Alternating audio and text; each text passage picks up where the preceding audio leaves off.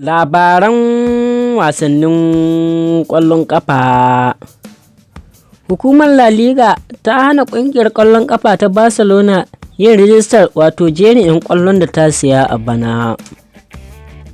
Kofi 5 ko 6 Real Madrid ke harin ɗauka a kakar shekara ta 2022 zuwa 2023. Tijuana na rabta sake komawa RB Leipzig.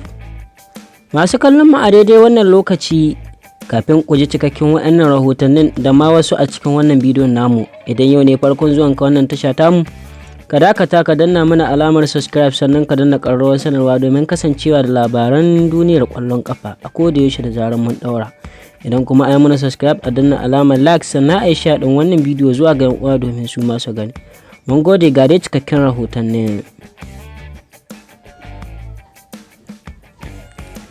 Kofi 5 ko 6 Real Madrid ke harin ɗauka a kakar shekara ta 2022 zuwa 2023. Ranar Laraba, Real Madrid za ta fara fafatawa da Eintracht Frankfurt a Europa Super Cup na bana da za su kara a Helsinki a Finland.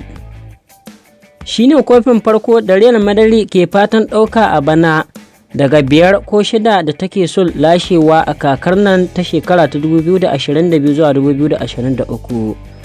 Ana buga UEFA Super Cup tsakanin wadda ta ɗauki Champions League a bara da wadda ta lashe Europa a bara. Daga nan Real Madrid za ta fara kakar bana ta La Liga a wasan farko da za ta ziyarci Almeria ranar Lahadi. Real Madrid ce ta lashe La Liga a kakar da ta wuce, kuma na 35 jumla, saboda haka ita take rike da kofin kenan. Kofi na gaba da Real Madrid za ta yi hari a kakar nan shine na Champions League da za a fara wasannin farko na cikin rukuni daga 6 zuwa 7 ga watan Satumba shekara ta 2022. Real Madrid ce ta ɗauki kofin zakarun turai a kakar da ta ƙare, kuma na 14 jimilla bayan da ta yi nasara a kan Liverpool a Faransa. Spanish Super Cup yana daga cikin waɗanda Real Madrid ke fatan ɗauka a kakar nan, wadda ake bugawa a Saudi Arabia. Real ce mai riƙe da kofin na 12 jimilla. Ana buga gasar tsakanin biyun farko a La Liga da waɗanda suka buga wasan ƙarshe a Copa del Rey a kakar da ta wuce.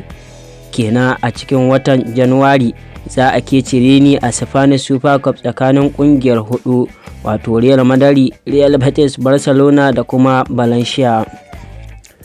Daga nan za a buga kofin zakarun nahiyoyin duniya World Cup, kofin da ake karewa tsakanin zakarun nahiyoyi da suka zama zakaru a kakar da ta gabata.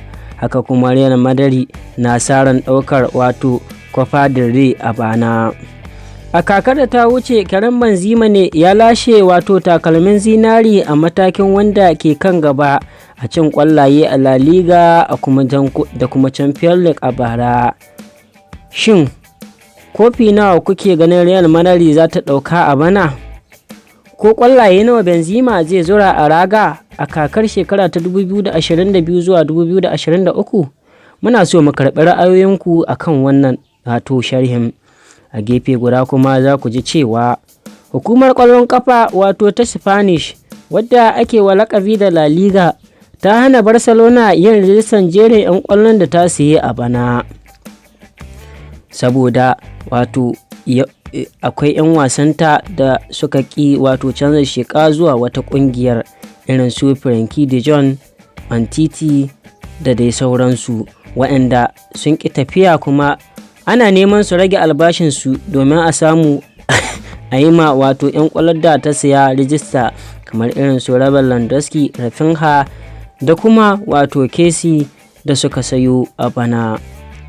To sai dai kawo yanzu ƙungiyar ƙwallon ƙafar ta Barcelona tana ci gaba da gyare-gyare domin yi wa sabbin 'yan ƙwallayenta rijista. Duk dai a cikin rahotannin namu na yau, ko kuma in ce a cikin bidiyon namu, za ku ji cewa Timo Werner na dab da sake komawa RB Leipzig.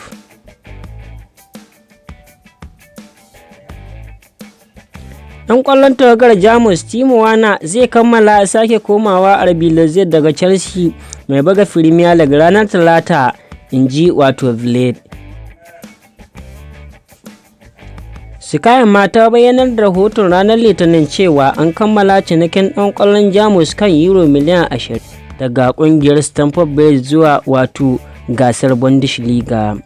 Ana sa ran Werner mai shekaru 26 zai soka a Sifaniya ranar Litinin don kammala cimma kwantiragin kaka biyar, inji Bild.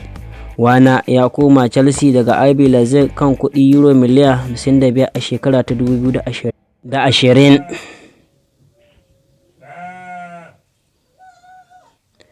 Ɗan ƙwallon yana cikin 'yan wasan da suka ci wa Chelsea Champions League a shekara ta 2021, sai dai baya samun buga wasanni da yawa. Hakan yasa yake son barin Stamford Bridge kada Jamus ta ki zuwa gasar kofin duniya da shi. Qatar ce za ta karbi bakuncin gasar cin kofin duniya tsakanin Nuwamba mai zuwa kuma Disambar shekara ta 2022. Masu kallon mu a daidai wannan lokaci, anan muka kawo ƙarshen wannan bidiyon namu na yau.